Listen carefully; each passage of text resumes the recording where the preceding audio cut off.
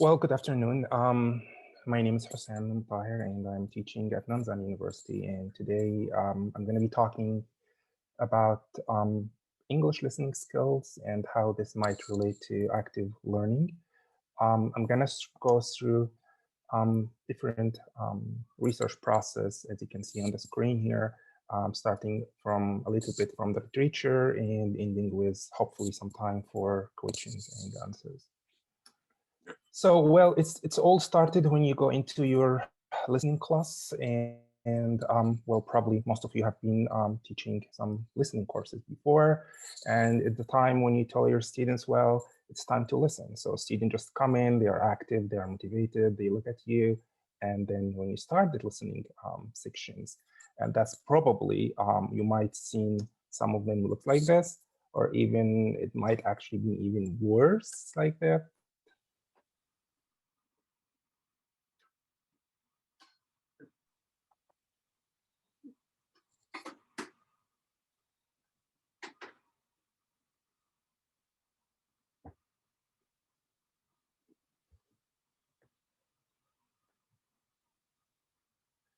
Well, that might be a little bit extreme, but we do have those kind of students in our classes, those who lose motivation really quick, those who don't really give enough attention to what you're doing in class.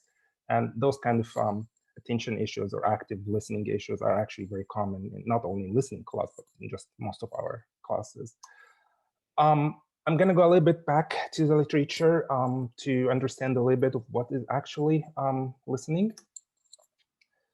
Well, listening has been called a Cinderella skill, or in other words, passive skill that teacher were supposing that it should be developed by itself through the other content or the other courses, even though it's actually represent at least 40% of our daily communication. It was until 1970 when listening comprehension was actually considered as a language skill by itself. Well, this kind of late consideration actually made listening the least researched of all four language skills, and also didn't really receive that much attention in academic courses compared with grammar, reading, and vocabulary skills courses. More about listening. Well, actually, listening is a very complicated process. Why that? Well, because when you listen, you need to immediately process what you're listening to. You need to compare what you're listening to what you have in your mind for your background, for your cultures, for your memory. And you also, most important, you need to respond quickly to the speaker, which make really this heavy cognitive load on listeners. To understand written and verbal input, and here the focus on verbal input, usually students or listeners would use what we call bottom-up and top-down processes.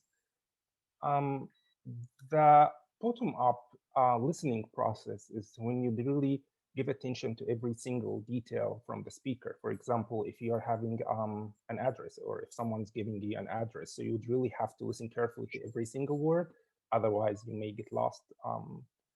But the other side, the top-down, is this is really when you just, what's the opposite of bottom-up, when you don't really give attention to every single detail and just basically you share some reactions that shows you're, well, following up or understand when someone, for example, telling you about his New Year experience or last weekend activity, you might just give the main idea and just respond with kind of reaction to that. So that's the opposite of bottom-up listening process. Well, fluent EFL listeners actually should use both bottom-up and top-down listening processes. So as you can see here, from the bottom-up and top-down, for the two listening processes to be actually implemented or to be actively implemented in classes, we need more than just listening. Here we actually need to listen. We also need to clarify, ask questions, and we might also need to respond to those speakers. And that's why I was thinking of, or start thinking of, a group discussion activities as might be a good intervention to develop listening skills.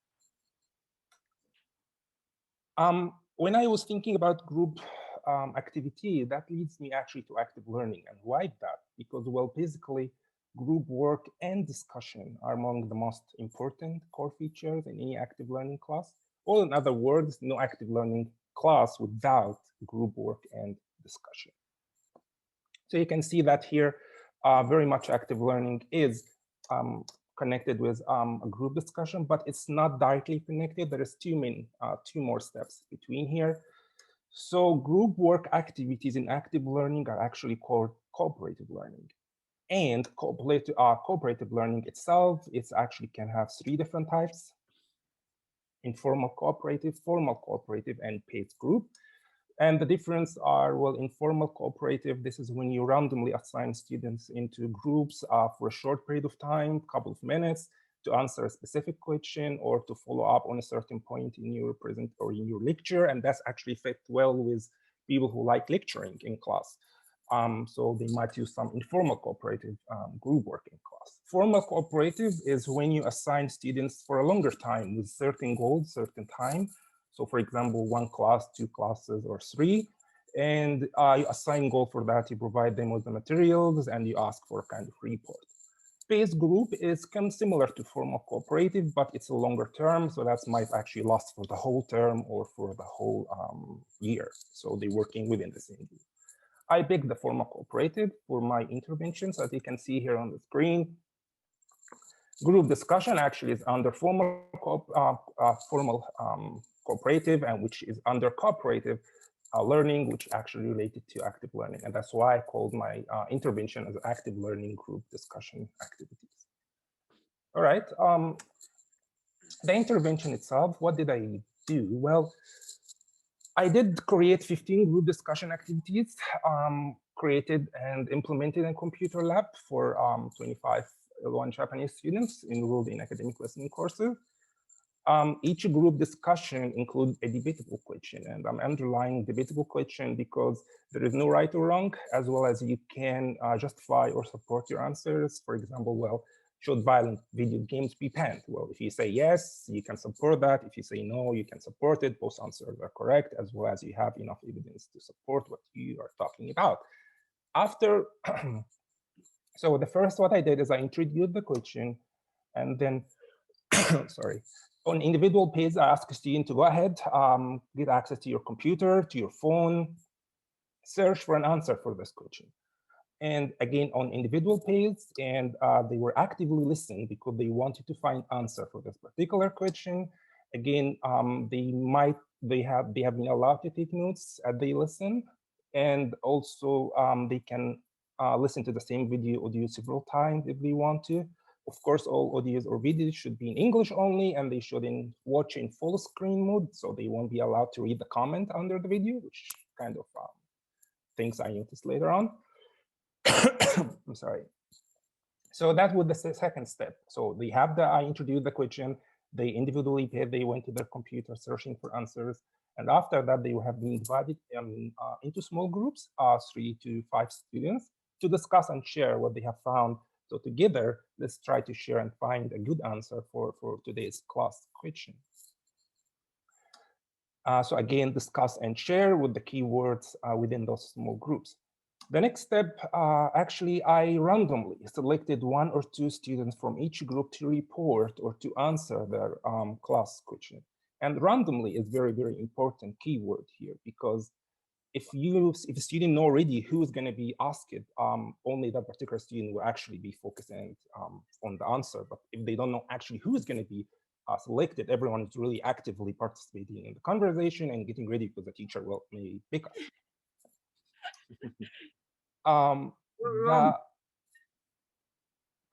Okay. For the assessment, well, my focus was on their quality of their answers at the mean of assessment here. So it's a little bit different way of assessment. There was no final exam. There was no quiz that they had to answer. Or again, again, the answers or the quality of their answer was the mainly source of their assessment or scores or giving points for this particular class activity. That was the intervention, has been repeated for 15 times in 15 classes, with each class has actually a different question to address. So in that, I was aiming to answer this research question. Well, to what extent do an active learning group discussion activities help develop lower level learners' listening comprehension skills? And in that, I had 25 participants, 10 males, 15 females. They're all Japanese, and they were enrolled in a listening course in a university in Western Japan. It's not Nanzan. It was a different university. All participants will include academic English courses, and of course, participation was volunteer. They had the right to, drop out at any time with no grades or no issues happening to their grades. And one thing I did was also administrated XYLX task. This is a receptive vocabulary task. It's computerized, and the reason why I administrated this at the first class is I wanted to know what is actually their level, or I wanted to have kind of evidence of their particular level, and their average vocabulary was 3,160. That's a receptive vocabulary average size, which actually indicate beginner to pre-intermediate level of English proficiency. So that's the participant.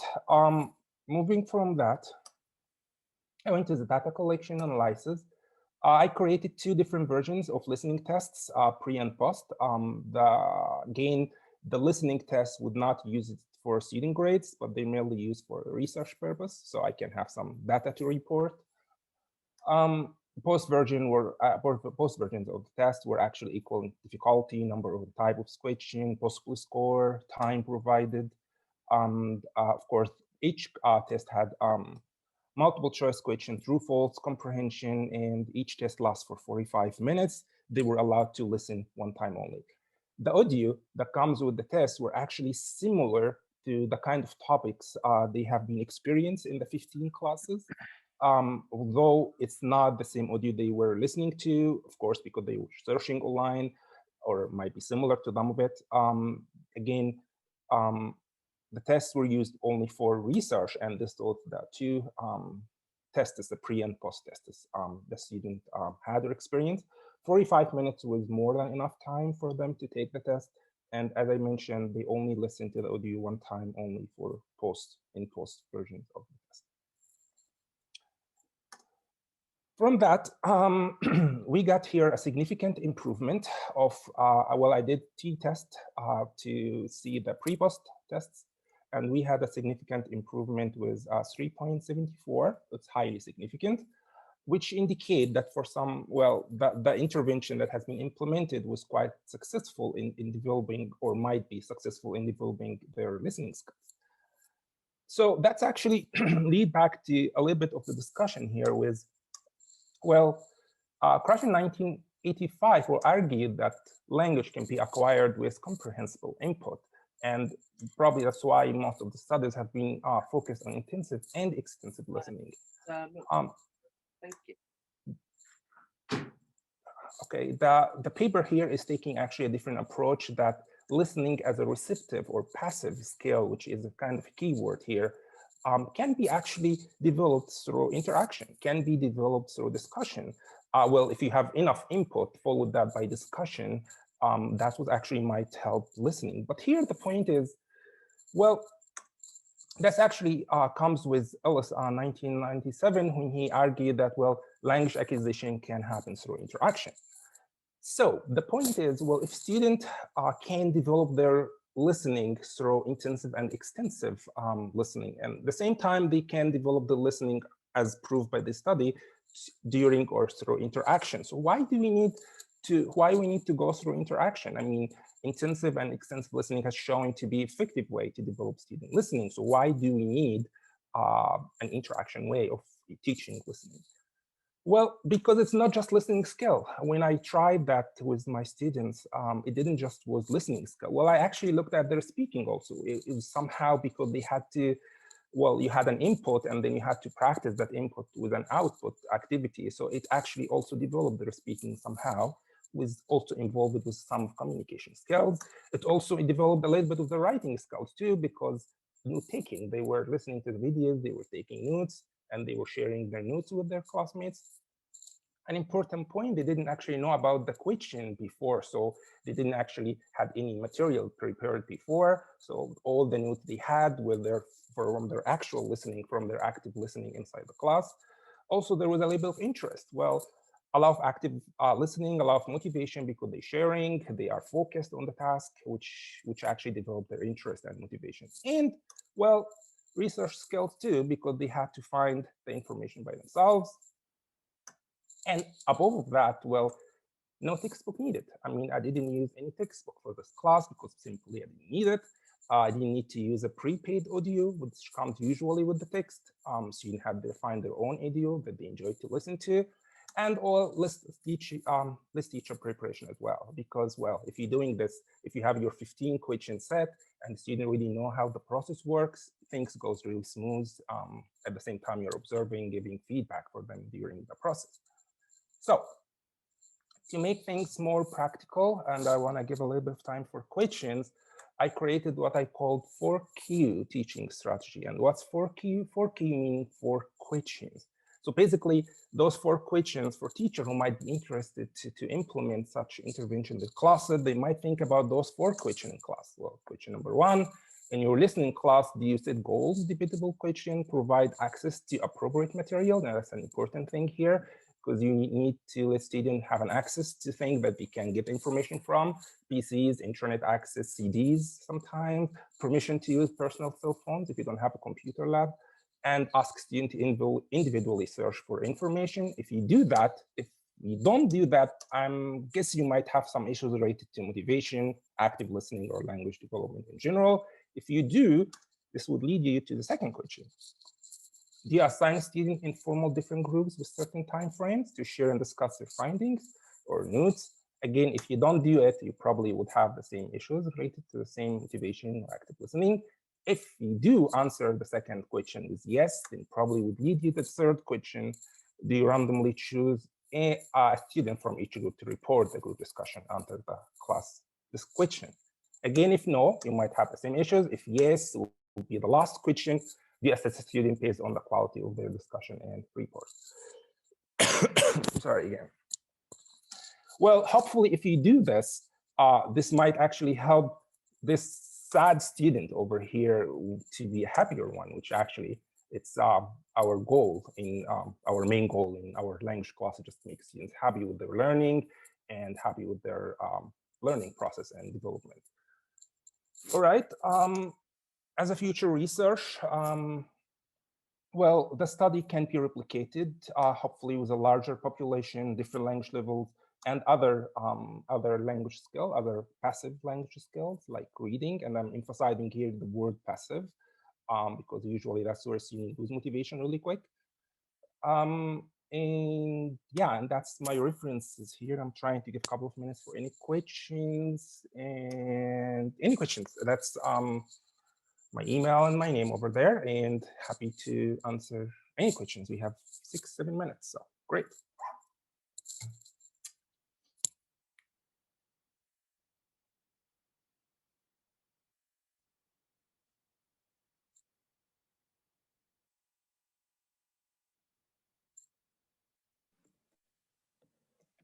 Yeah, well, I can't see everyone camera, so if anyone has question, please go ahead.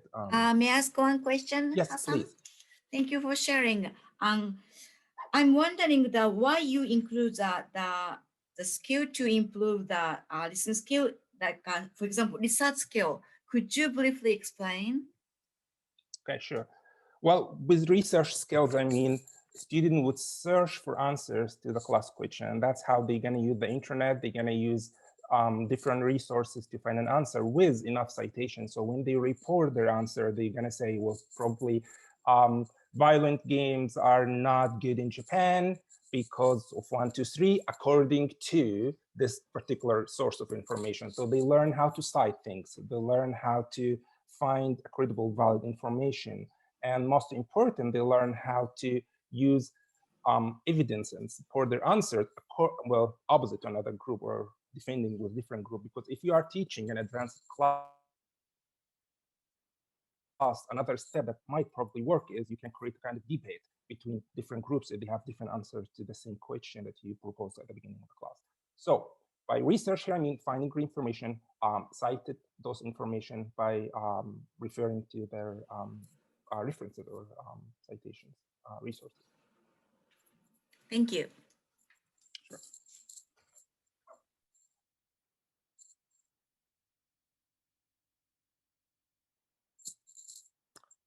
Do you have any other questions? Again, I can't see everyone's cameras, so just go ahead and ask if you have any.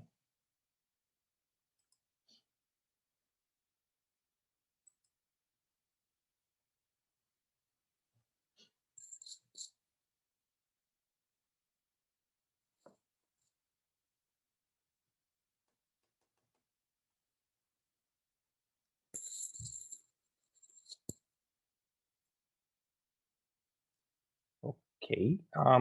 I was trying to give some time at the end for questions, but seems not many.